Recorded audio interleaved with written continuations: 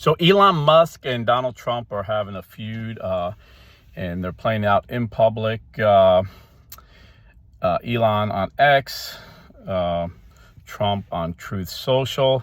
I think this is a brilliant political strategy. Whether they planned it out this way or it just unfolded, I still think it's a brilliant political strategy, and I'm going to tell you why. So first off, this is going to confuse the left. Because they're driven by emotion. They're not logical thinking for the most part. They usually make their decisions based on emotions. And they both have this emotional hatred towards Donald Trump and Elon Musk that the liberal media flamed over the past few years. And I see this, back in the day I could debate Democrats, and you could have a somewhat intelligent debate. Now, you can't. They just get too emotional. And, if they're friends or family, you don't want to ruin that relationship. So I'll just shut up. Because you win an argument but lose a friend, it's you both lose. So, but recently I had a little discussion with a friend, and they were telling me how much they hate Trump. And I'm like, okay, so what policies has he done that make you hate him so much? And they're like, well, he's just inhumane. Everything he does is inhumane. And I'm like, what's he do that's inhumane? Oh, he just cut hundreds of thousands of government workers. I'm like, well, he gave those government workers an option, and they got like 8 months salary. Joe Biden and Barack Obama's policies were so terrible that I got laid off from 3 jobs that literally went out of business because the taxes they had on these guys, the restrictions, all the regulations, and I didn't get 1 day severance pay from any of these. So actually giving you 8 months severance pay is very humane. Plus the fact that Biden fired way more people. He wanted to fire everybody in America. He did something that no president ever did, that we wouldn't even think was legal, and the court said it wasn't legal eventually, but he made people quit their job or get fired because they wouldn't take an experimental medication, a shot that now the FDA and all the medical doctors that run the government are saying actually has a lot of bad things about it. They don't even recommend it. For most people, they don't even recommend it. They realize it was dangerous, that everything these scientists and doctors were saying about it were true. And these were the same doctors that Biden, now we know it's a fact, his own people said that they pressured all the social media outlets to censor all the scientists and doctors that were warning about the dangers of that shot. So I think that's way more humane, firing someone because they don't want to put poisons into their body. So then it escalated, well, Elon Musk is terrible. I'm like, so it's kind of like a straw man. You can't win this argument, so you jump to Elon Musk. I'm telling you, it's all emotion. And I'm like, so what's so bad about Elon Musk? Oh, don't you know his daughter hates him? I'm like, yeah, but how does that affect you? A lot of men, I know a lot of good men, their kids hate him for whatever reason, How does his policy affect you? And they can't answer. And this is when they get all emotional.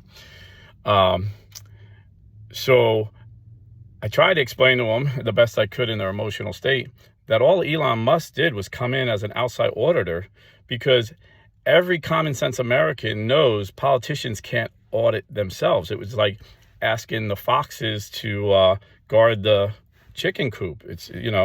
So Trump had an outside guy who's brilliant. No one would argue that this guy is not a genius, and he's particularly good with numbers. And he found so much waste, fraud, and abuse. Like he found thousands of people that have been getting Social Security checks for 160 years. I mean, obvious waste, fraud, and abuse. So then when he recommends Trump to cut that, they say, oh, he's cutting Social Security. No, he's trying to save Social Security from all these scammers that are taking money that they don't deserve. And So anyway, getting back to the political strategy, the left used to love Elon because Elon used to be a Democrat. He used to support, he supported Obama. He supported Clinton. He was a big Democrat. He was the greenies hero because he made the electric car. They loved him. But once he realized that the left was using tyrannical fascist style censorship, he was appalled and bought X, so to give the platform free speech. And then when he's seen how these Democrats just funneled money and they called it USAID, we're going to help other countries, and he realized it was just a slush fund for Democrat organizations, he pointed it out. So the left made him the boogeyman, the bad guy. They started, the left always resorts to violence. They can never win arguments, so it's always fear tactics and violence. So left started firebombing Tesla dealerships and burning innocent people's cars, keying them, just, doing really childish things. Again, they act on emotion. So it's hurting Elon's business. And right now, Trump has to pass this big, beautiful bill. He has to pass it to get the economy going. And so I think this was a great diversion. Again, I don't know if they planned this out, but Trump is really pushing to get this bill passed. He got it passed through the Congress, through the House of Representatives, and now he got to get the Senate to pass it. And he has to get it passed because if not, we'll have the largest tax increase, because in 2017, Trump gave us the largest tax cut in history. And it's set to expire. He couldn't get the Congress to make it permanent. They made it temporary to spur the economy till 2026. So if we don't make those cuts permanent, we all get a big tax raise. And that's what Kamala Harris and Joe Biden said. They were going to give us the biggest tax raise in history. So we're going to prevent that because that'll get the economy going. Plus, they did cut spending, but, not as much as us conservatives would like. But you have to deal with the reality. Number one, you have to grow the economy. So all these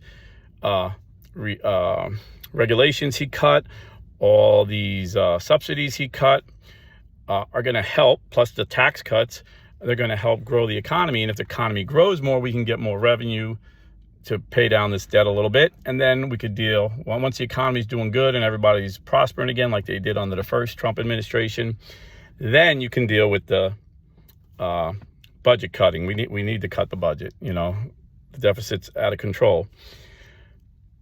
But Elon disagrees with that. And I think he honestly disagrees with that. He's looking at it from an outsider, from a businessman. He's like, everything's going to go broke. And he's right. Like, Social Security is going to be broke.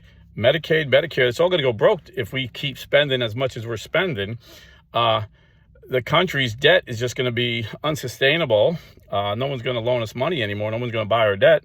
So he sees this, So I believe he's honestly upset about that. And so he's going against Trump on this bill. Trump is saying we need to pass this bill. Musk is saying don't pass it. Every person who voted for it should be ashamed of themselves. And then Musk took it to the next level and said the reason they didn't release the Epstein list is because Trump is on it. Now, again, we know this is true, but we've seen where he's in it. At Mar-a-Lago, when Epstein was there, because Epstein always liked to rub elbows with the rich people and powerful people, when he was on this, when he was at Mar-a-Lago, a young girl, like a teenage girl, came up to Donald Trump and said, "This guy is creepy. He's creeping me out." And Donald Trump told him to leave. So that's in the record, But before that, he schmoozed with Trump for a while, and so it's in the record. So Musk isn't lying, and Trump isn't lying, but they're getting the media and the liberals to think that they really hate each other. Now, I think this will be good for Musk's business, because now maybe the liberals will say, okay, maybe we should stop buying Tesla. Maybe Elon's seeing the light and he's one of us, because, they do everything on emotion, and they'll start, it's good for the environment. Let's start buying Teslas again. So I think this is definitely a benefit for Tesla and Musk. And it's also good for their social media platform, because now everybody's going on X to see what Elon Musk said, and everybody's going on Truth Social to see what Trump says. So it's a brilliant business strategy as well as a brilliant political strategy in my mind. And I think how this is going to unfold, the big, beautiful bill is going to pass. The economy is going to take off. And Elon Musk and Trump are going to be friends again. and the left wing, he plays the left like puppets. He's the best at this. He knows how to confuse them, get them angry. They're going to be scratching their head like, what just happened? And the economy is going to be so good that we're going to hold the House and hold the Senate in the midterms. That's what I see. Now, could I be wrong? Yeah, of course I could be wrong.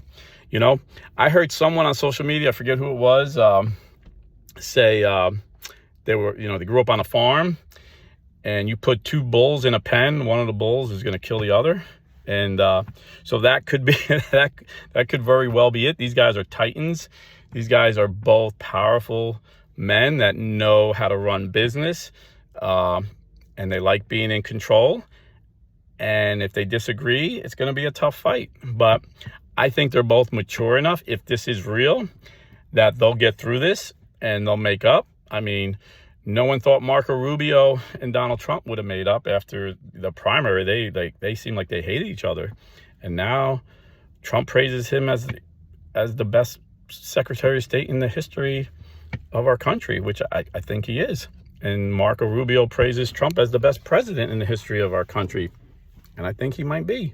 Definitely in my lifetime. Ronald Reagan's a close second, but other than that, nobody's close.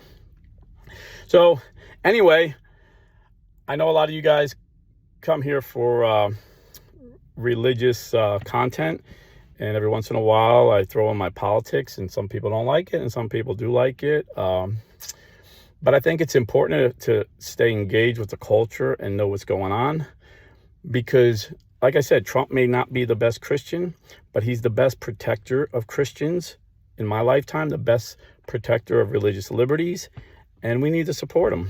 And, do I like everything that's in the bill? No, I think there's too much pork, but this is Washington. You fight with the army you got, not with the army you wish you had. And there's political realities, so you take little wins. There's cuts, not enough cuts, but there's cuts, more cuts than ever. And we're keeping a strong military. We're cutting taxes. So overall, I think it's a good bill. I think it needs to be passed, and I think it will be passed. So anyway, in the meanwhile, stay Catholic.